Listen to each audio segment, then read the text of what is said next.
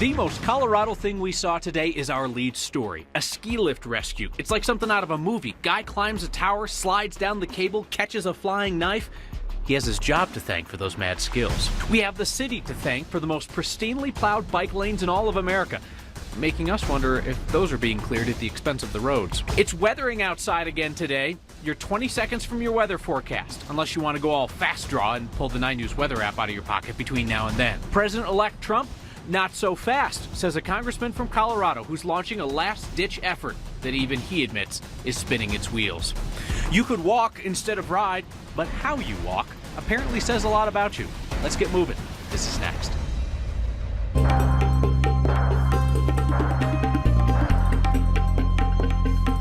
I'm meteorologist Kathy Sabin here in the 9 News Weather Center. Our latest winter storm is moving out. Outside, skies are clearing and we have icy and snow-packed roadways and sidewalks. After 4 to 6 inches of snow across the Front Range and across the metro area, up to a foot in areas like Fort Collins and Boulder. Big story now is the cold. 2 at DIA, 8 degrees in downtown Denver with wind chill values to about 9 below. 2 above in Denver, the wind chill -10 in Fort Collins. Wind chill advisories posted on the far eastern plains may be extended back into Denver with the heaviest snow bands pushing south through Pueblo and Walsenburg. We do anticipate wind chill values to go 25 to 30 below east of Akron, Wiggins, and Lyman later tonight. Winter storm warnings remain in effect for additional snow in the high country. Another foot of snow for the areas shaded in red. In Denver, we are done with the snow and about to kick off a nice warming trend and good travel weather to get you up to enjoy some of that fresh powder.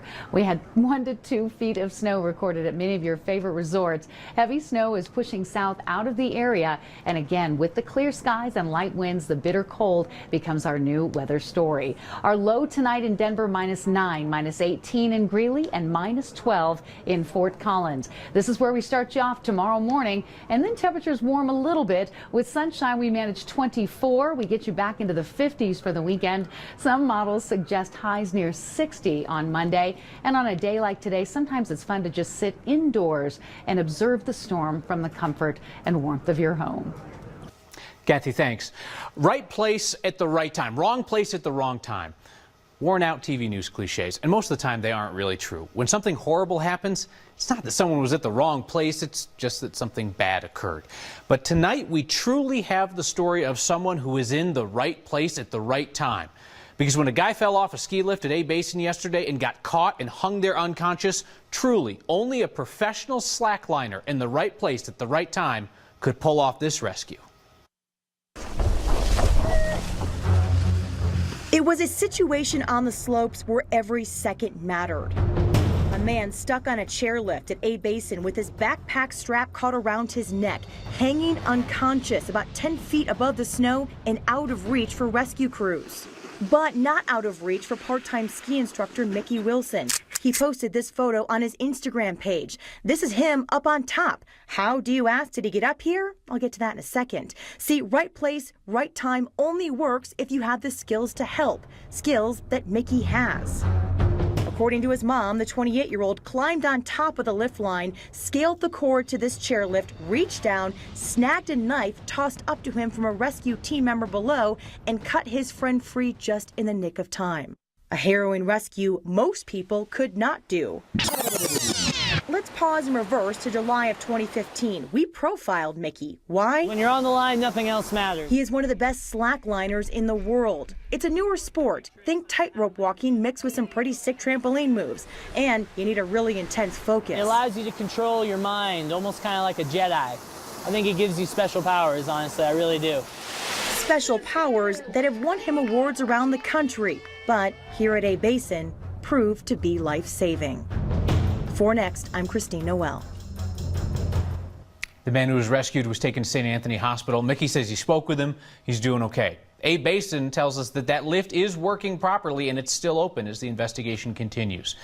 Did you catch where Christine said that Mickey and the man he rescued were friends? They had met that morning through mutual friends and they were all up there on the hill together. Steve Steger here. Next question.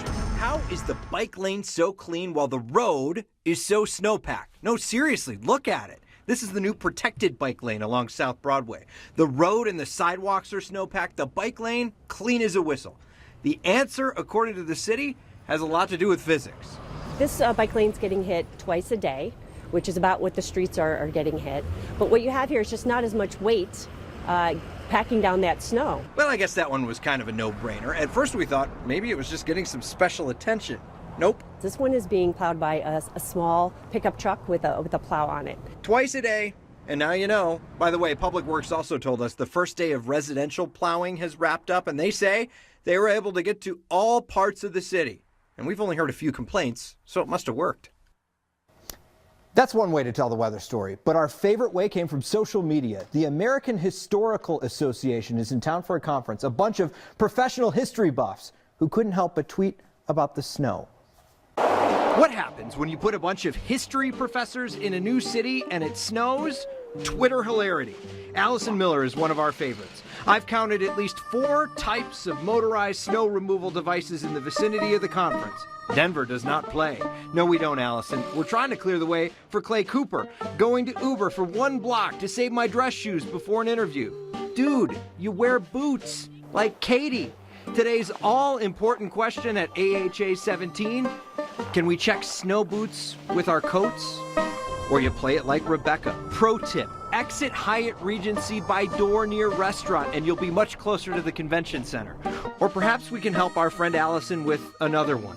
Cold weather conference quandary. Does one wear hair product when one must don thermal headgear to leave hotel? I always do, Allison. If you're looking for some witty snow banter, follow the hashtag AHA17. That's where all the hot snow banter is, according to Steve. Man, if there was ever a day for the A-line to be working, come on, RTD, do us a solid. It was sort of working today. There were some switching problems this morning, caused some delays, 15 to 30 minutes. It was fixed by this afternoon, just minor delays as everything got back on track. That's a train pun. RTD does deserve a shout out for the overnight work that they did to get all the light rail stations cleared out of the snow for the people who wanted to ride instead of drive on a day like this. That was much appreciated. The Never Trump movement took its first breaths among Colorado conservatives, and its last gasp might just come from a Democrat from Colorado, one in Congress. Representative Ed Perlmutter from Golden is making national headlines today for his largely ceremonial last-ditch effort for Congress to reject the election results when they're presented tomorrow. Perlmutter needs 1 senator to sign on to force a floor debate about Russian interference in our election, though he told me today he can't find a willing senator. But Perlmutter's still pushing the issue on the floor of the House and on the phone with me. If we don't stay focused on that liberty and the foundation for freedom, that another country doesn't interfere with our affairs, we as members of Congress are ignoring the oath that we just took 2 days ago. Do you remember, Congressman, back in the year 2016 when Democrats were all upset the Republicans might not accept the results of the election and move on? I remember that. And you know, they were focused on a rigged election. Now we know that the Russians intruded and interfered into this election, and we've got to make sure it doesn't happen again. So it seems that we're asking every political guest on Next lately the same exact question. So here's Congressman Perlmutter's answer. While I have you on the phone, are you going to run for governor? I'm thinking about it, but there are a number of decisions that have to be made before I reach a conclusion on that. Congressman Perlmutter is considered by many political observers to be a leading candidate if he wants to get into what could turn out to be a very crowded Democratic primary. Note that he did not say what Republican DA George Brockler told us last week, that he would not run if John Elway does. John Elway's not running. He made that very clear to us earlier this week. Since questions were raised about how the Amber Alert for David Puckett worked or didn't work in Aurora, since then we've been asking the head of the Colorado Bureau of Investigation to come on next to answer our questions and your questions about Amber Alerts in Colorado. Today, the CBI told us that he would not be coming on to talk to Next viewers this week. The CBI is going to hold a media briefing tomorrow. We will be there with the questions that you have already sent us and any others that you want to send in tonight. Just email next@9news.com. Public concerns about the Amber Alert system and how it works are not going to go away, so we'll keep trying to get the folks in charge to address the issues you raise. The stock show's annual parade did not happen today. Organizers were worried that the combination of cold and snow could be dangerous for man and beast alike. So that saves us from running the standard 20-second video of cattle in the streets of town, and it frees us time for a super cool Throwback Thursday look at stock shows past, thanks to our friends to History Colorado.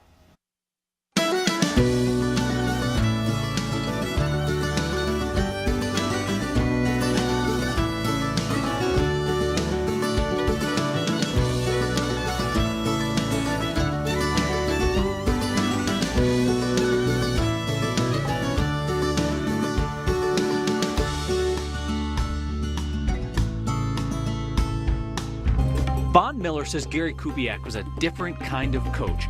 This is language we rarely hear from pro athletes. You know what people love? Loving people. It's more popular than ever in Denver. And we return to Denver's biggest sledding spot for the first time since the city did away with what we were calling Decapitation Hill. Next.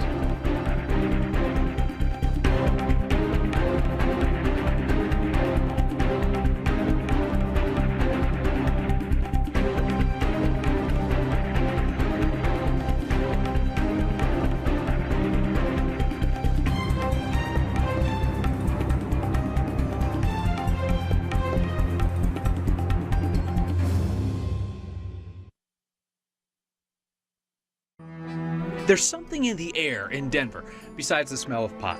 It's love. Love is in the air. A record number of people got married in Denver last year. 8,024 couples in total. That's 685 more couplings than the year before. Works out to 36 marriages issued every working day. August was the busiest month.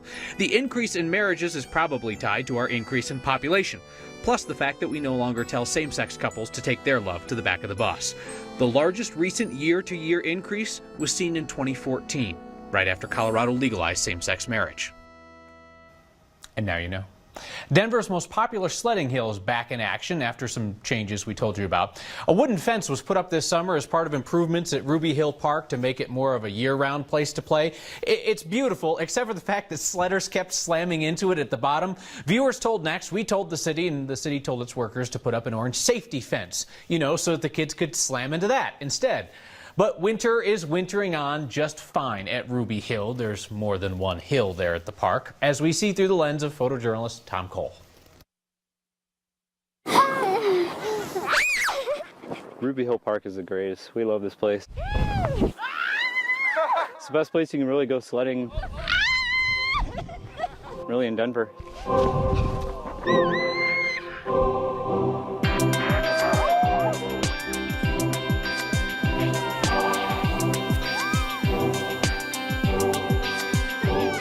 It's fun to see the little kids enjoying it too.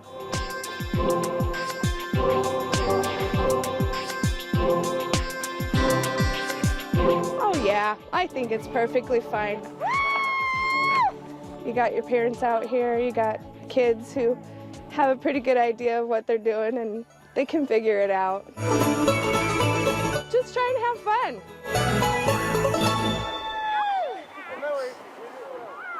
Fence can't ruin Ruby Hill Park. Hey, may I make a recommendation where we point you towards something that isn't ours but is definitely worth your time?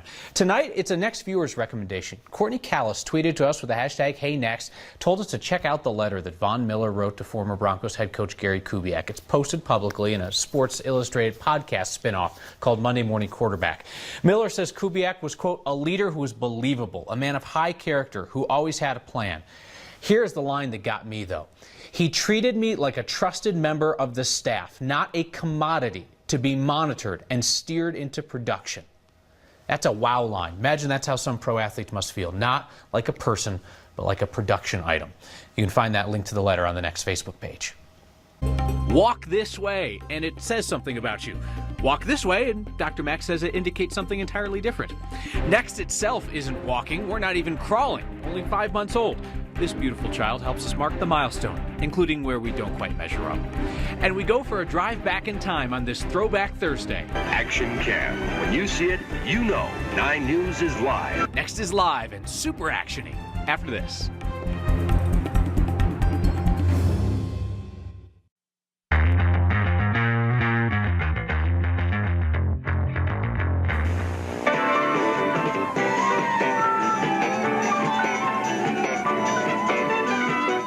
Sometimes you just have to be in 3 places at one time. And sometimes you just want to be. Action Cam. When you see it, you know 9 News is live. With more Action Cam units than anyone else in Colorado, you know it's all right here. Here in the 9 Information Center with 9 News psychologist Dr. Max Wachtel. Strange science. We are talking about walking and yes, what we that are. says about us. Which is why we are walking. And what we know now is that different types of gait says something about our personalities. Gait meaning? Gait meaning how we walk, yes. Okay. Yeah, So this is a typical walk for me. yeah, that's this. actually pretty lame. So what does that mean? I would rather not say on air, but this is what the research says. For people who really swing their hips and their shoulders, kind of lean back a little bit and have this swagger going on. There's an odd moment there where I was looking at you.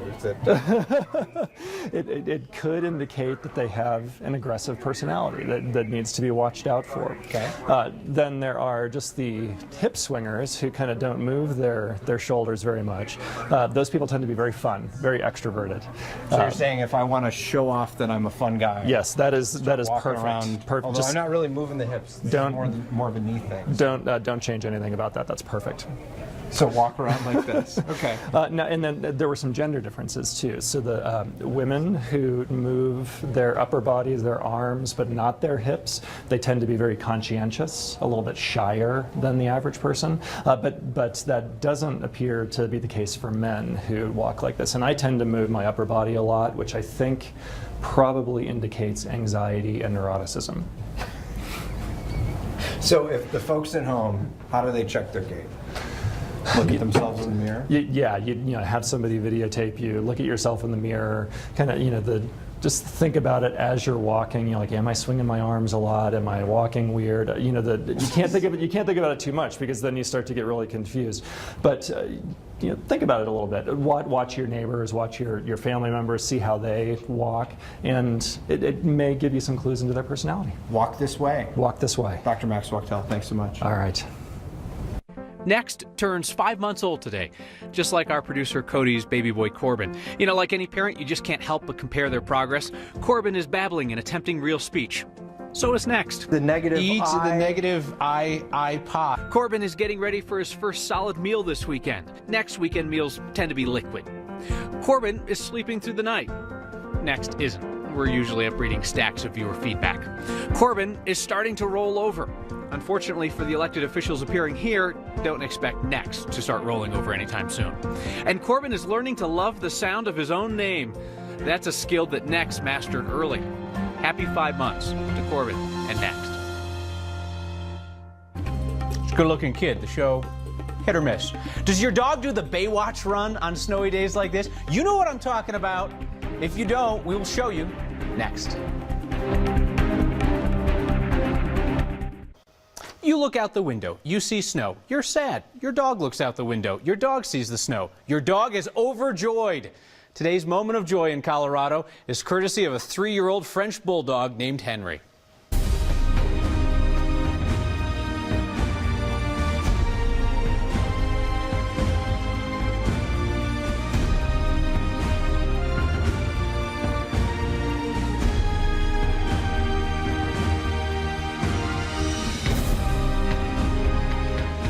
Don't get mad we ran that. Come on, that made you smile. Your feedback, Stephen Bush writes, what's up with your left eyebrow tonight? What's up with my left eyebrow every night, Stephen? I have a funky eyebrow, okay? I've been told it can only be fixed with Botox, and I understand that after TV News Botox, you either have to read just happy stories or just sad stories. And I want to do both next time.